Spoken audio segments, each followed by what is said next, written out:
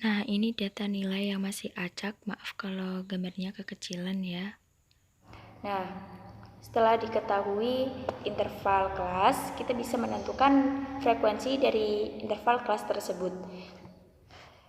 Sebelum menentukan interval kelas, kita menggunakan rumus Sturges. Oke, rumus Sturges. Nah, saya akan memberitahu bagaimana caranya kita menghitung kelas interval tersebut, jumlah dari kelas interval menggunakan rumus Sturges tentunya. Yang pertama kita mencari rumus Sturges. Ini rumus jumlah kelas interval.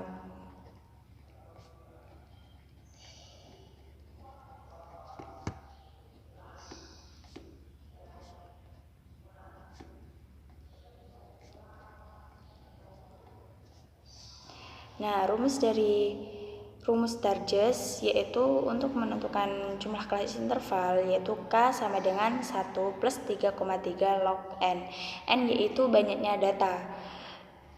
Jadi di sebuah data itu masih acak ya, datanya itu masih acak, misalnya nilai ulangan harian matematika gitu. Jadi datanya, nilai-nilainya itu masih acak. Kita perlu mengurutkan dulu. N yaitu banyaknya data. Banyaknya data di data tersebut yaitu 80. Jadi 1 plus 3,3 log 80. Log 80. Log 80 berapa? 1,903. Berarti 1 plus 3,3 kali 1,903. Hasilnya 7,279. Nah, 7 ini 7,279 kita bulatkan menjadi 7. Karena ini masih 7,2 ya, jadi kita bulatkan menjadi 7. Kalau 7,5 ke atas kita bulatkan menjadi 8. Seperti itu. Yang kedua yaitu mencari jarak rentan data. Jarak rentan data.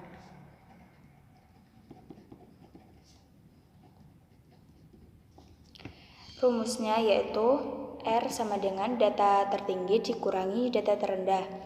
Data tertinggi maksudnya itu nilai dari ulangan matematika yang tertinggi. Data terendah itu maksudnya nilai ulangan matematika yang paling rendah.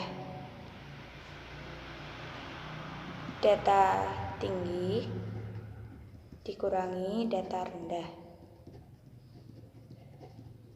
Di tabel data tertingginya itu 98 dikurangi data terendahnya 34 sama dengan hasilnya 64. Terus selanjutnya kita mencari panjang kelas interval. Panjang kelas interval rumusnya yaitu P sama dengan rentang per jumlah kelas. Jumlah kelas interval tadi yang kita cari di pertama. Panjang kelas interval. P sama dengan R atau rentang jumlah kelas, atau K tadi jumlah kelas interval, yaitu rentangnya 64 per 7 sama dengan 9,142. Kita bulatkan menjadi 10. Mengapa kok dibulatkan 10. Karena kalau misal kita bulatkan menjadi 9, itu nanti kelas intervalnya tidak 7 melainkan 8 hasilnya. Saya sudah coba. Jadi saya bulatkan menjadi 10 di sini. Selanjutnya kalau sudah ketemu tadi jumlah kelas interval, jarak rentan data, panjang kelas interval, selanjutnya kita akan mencari batas kelas interval panjang kelas gitu. Yang D. Batas kelas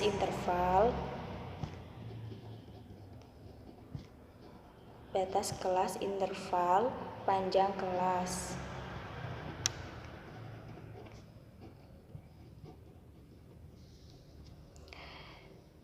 yaitu 34 plus 10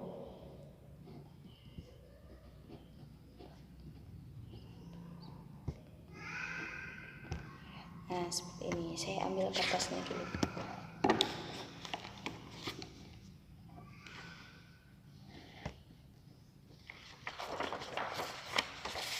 Seperti ini hasilnya. Oke, bisa dilihat.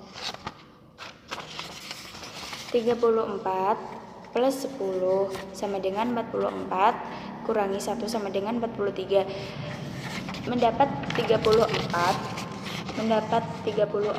itu dari data terendah tadi ditambah 10 itu panjang kelas interval tadi sama dengan 44 dikurangi 1 sama dengan 43. Ini mungkin dikurangi 1 itu sudah rumusnya ya mungkin. Nah, terus selanjutnya kalau sudah yang pertama tadi 43 hasilnya, kita lanjutkan yang kedua yaitu 44. Kan setelah 43 44. Nah, 44 plus 10 sama dengan 54 dikurangi 1 sama dengan 53. Selanjutnya 54 plus 10 sama dengan 64 kurangi 1 sama dengan 63 sampai seterusnya sampai 94 plus 10 sama dengan 100 sampai dikurangi 1 sama dengan 103. Kalau misal kita sudah menemukan sampai terakhir tadi batas kelas interval panjang kelas 94 plus 10 sama dengan 104 dikurangi 1 sama dengan 103. Nah, itu sudah selesai. Selanjutnya kita akan membuat tabel distribusi frekuensi. Saya buat terlebih dahulu ya. Nah, hasilnya seperti ini ya, teman-teman. 34 kelas pertama yaitu 34 sampai 43 dari hasil yang tadi. Ini batas kelas interval panjang kelas. 34 hasilnya 43. Selanjutnya 44 kelas 2 44 sampai 53. Nah, ini hasilnya seperti ini. Terdapat 7 kelas interval.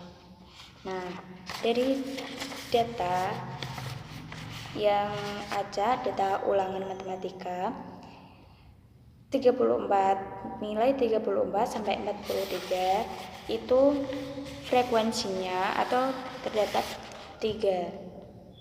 Nah, frekuensinya itu ada 3. Yang nilai 44 sampai 53 itu frekuensinya 3. Yang 54 sampai 63 itu frekuensinya 8. Frekuensinya 8. Yang nilai 64 sampai 73 itu frekuensinya 21. Nilai 74 sampai 83 itu frekuensinya 22. Nilai 84 sampai 93 frekuensinya 20, yang nilai 94 sampai 103 itu ada frekuensinya 3. Saya tulis frekuensinya 3. Sudah terbentuk tabel distribusi frekuensi. Seperti itu kira-kira caranya menggunakan rumus Darjes untuk mengetahui jumlah kelas interval. Nah, selanjutnya saya akan menjelaskan mengenai frekuensi relatif, frekuensi kumulatif kurang, frekuensi kumulatif atau lebih, dan histogram dan poligon. Nah, dari data tadi, jumlah interval yang sudah saya jelaskan di awal, saya akan membuat tabel distribusi frekuensi relatif. Dari ini yang tadi, jumlah interval kelas, saya membuat tabel distribusi frekuensi relatif. Tadi kan sudah saya jelaskan nilai 34 sampai 43 itu jumlahnya ada 3, sampai nilai 94 sampai 100 itu terdapat 3 frekuensi. Frekuensi relatif yaitu caranya jumlah frekuensi dibagi banyaknya data dikalikan 100%. 34, nilai 34 sampai 43 banyaknya ada 3 per banyaknya data yaitu 80 kali 100%. Berarti 3 per 80 kali 100%. Nah, seperti itu.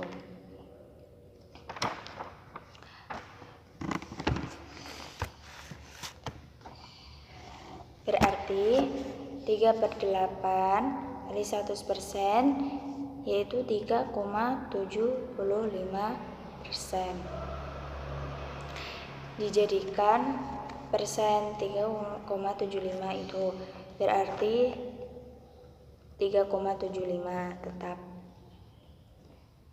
Selanjutnya 44 sampai 53 itu 3 per 80 kali 100%, jadinya 3,75% sama dengan 3,75 tetap ya. Selanjutnya 54 sampai 63 ada 8 frekuensi, berarti 8 per 80 kali 100%, berarti ada 10% jumlahnya, yaitu 10,00. Mengapa kok ada nolnya? Karena ini 100 nilainya, 10%, persen kan 100 berarti 10,00. 64 sampai 73 ada 21 per 80 kali 100%. Berarti 21 dibagi 80 26,25%. Berarti 26,25 tetap.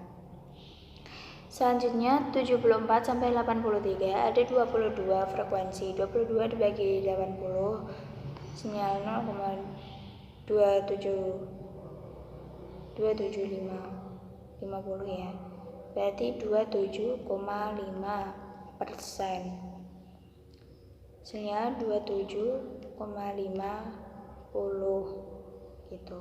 84 sampai 93 20 per 80 kali 100%, hasilnya 25%, berarti 25,00. 94 sampai 103 frekuensinya 3 per 80 kali 100%, berarti 3,75%. 3,75 jumlah total dari keseluruhannya tadi di awal ini ya. Nah, 3,75, 10,00, selanjutnya 26,25, 27,50, nah ini 25,00, 3,75. Jumlahnya 100 pas. Kemudian yang kedua yaitu distribusi frekuensi kumulatif. Nah,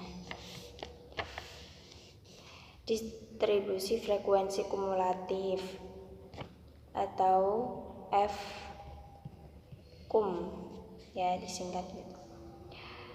Nilai kurang dari 34, seperti tabelnya, distribusi frekuensi kumulatif. Kurang dari 34.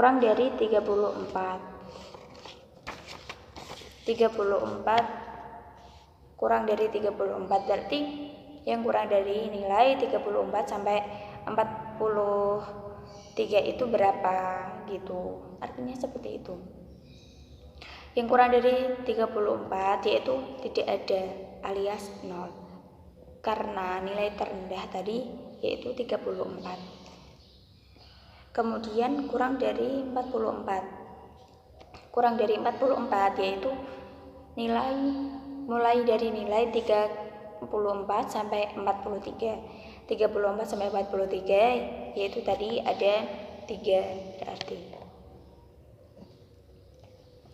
Selanjutnya kurang dari 54. 54 itu mulai kurang dari 54 berarti mulai dari nilai 34 sampai 53 tadi. Berarti ada 6. Karena nilai 34 sampai 43 ada 3. Nilai 44 sampai 53 itu juga ada 3. Berarti ditambahnya 6 hasilnya. Kurang dari 64. Kurang dari 64 yaitu dari nilai 34 sampai nilai 63. 63 berarti 14 jumlahnya 14. Ini 6 ya, 14. Kurang dari 74. Kurang dari 74 artinya nilai 34 sampai 73 yaitu dari 3 ditambah 3 ditambah 8 ditambah 21 hasilnya 35. Kurang dari 84. 3 ditambah 3 ditambah 8 ditambah 21 ditambah 22 hasilnya 57. Kurang dari 94 artinya nilai yang kurang dari 34 nilai mulai dari nilai 34 sampai 93 yaitu jumlahnya 77. Karena 3 ditambah 3 ditambah 8 ditambah 21 ditambah 22 ditambah 20 gitu. Selanjutnya kurang dari 104. Nilai yang kurang dari 104 itu mulai dari 34 sampai 103 tadi. Berarti sampai 94 sampai 103 ya batasannya. Berarti 80. Karena tadi frekuensinya ada 3, 8, 21, 22, 20 dan 3. Jumlah dari keseluruhannya. Karena kurang dari 104 gitu. Berarti sudah 80 seperti ini. Selanjutnya yaitu distribusi frekuensi kumulatif atau lebih. Frekuensi kumulatif atau lebih. Saya akan membuat tabel terlebih dahulu ya. Nah, sudah jadi hasilnya seperti ini ya tabelnya. Distribusi frekuensi kumulatif atau lebih. Nilai F frekuensi kumulatif yaitu 34 atau lebih, 44 atau lebih, 54 atau lebih, 64 atau lebih, sampai 104 atau lebih. Mari kita hitung. 34 atau lebih yaitu nilai dari 34 sampai 103. 34 atau lebih itu menyangkut semuanya. 34 kan nilai terendah, jadi kita 34 atau lebih berarti nilai yang lebih dari 34, dari 34 sampai 103, yaitu banyaknya ada 80. Nah, selanjutnya nilai 44 atau lebih. 44 atau lebih yaitu dimulai dari nilai 44 sampai 103. Banyaknya yaitu 73. Karena 77. Banyaknya yaitu 77 F-nya. Karena 80 dikurangi 3. 3 dari mana? 3 dari nilai 44 sampai 53 tadi. 3 dari 44 sampai 3 itu dari 34 sampai 43. Maaf ya. Berarti 80 dikurangi 3, 77. Selanjutnya nilai 54 atau lebih, yaitu dari nilai 54 sampai 103. Berapa itu nilainya? Bisa dengan cara 80 dikurangi 3 dikurangi 3. 3 dari mana? 3 dari nilai 34 sampai 43 dan nilai dari 44 sampai 53. Itu ada 3. Ya, frekuensinya masing-masing ada 3. Berarti 80 dikurangi 3 dikurangi 3. 74. Bisa dihitung sampai seterusnya, sampai akhir nanti.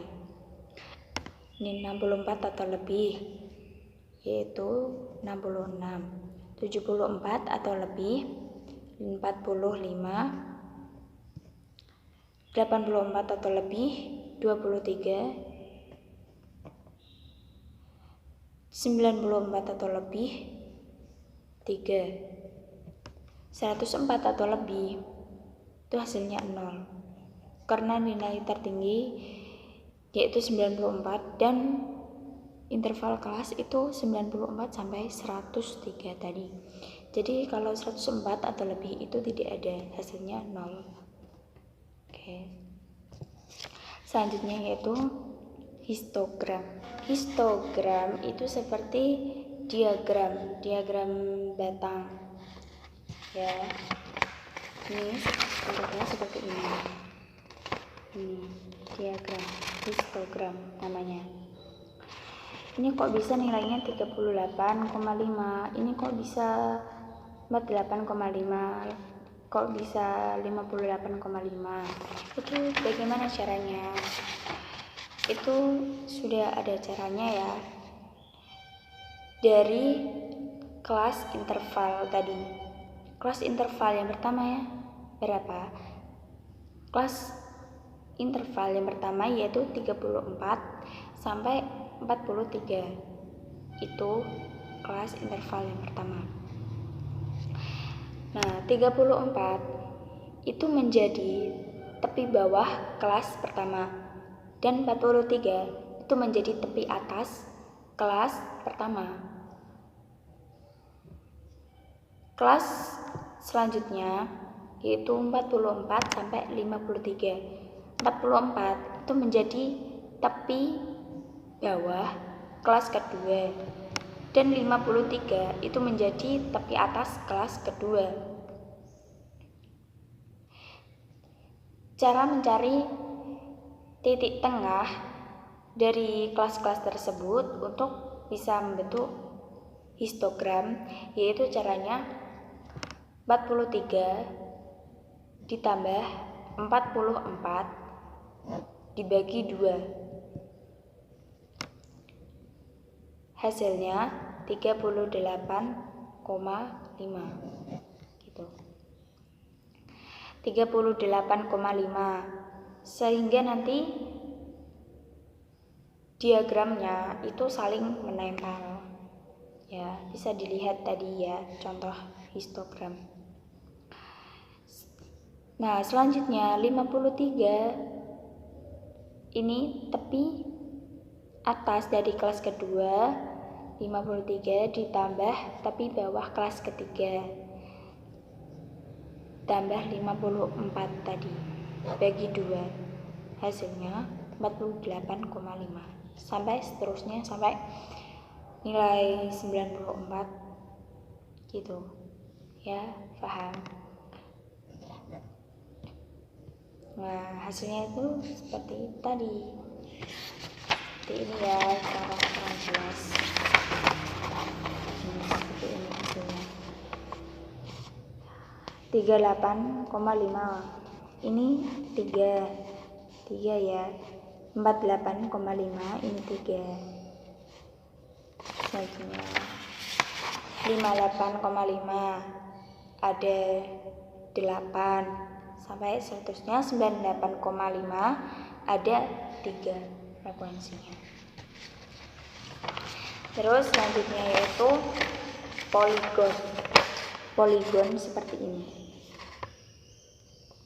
Bedanya kalau poligon ini ditarik oleh garis untuk menghubungkan, kayak membentuk kurva ya.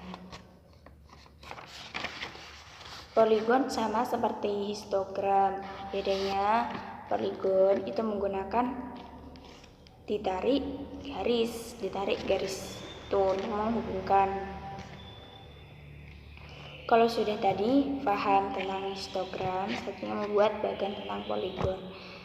Bagannya seperti tadi, histogram tadi. Yang poligon saya memberikan titik-titik di tengahnya untuk menarik garis ya, seperti itu poligon. Oke, saya rasa cukup untuk penjelasan tadi mengenai rumus Target, distribusi frekuensi relatif, distribusi frekuensi kumulatif kurang, distribusi frekuensi kumulatif atau lebih, histogram, dan poligon. Seperti itu penjelasan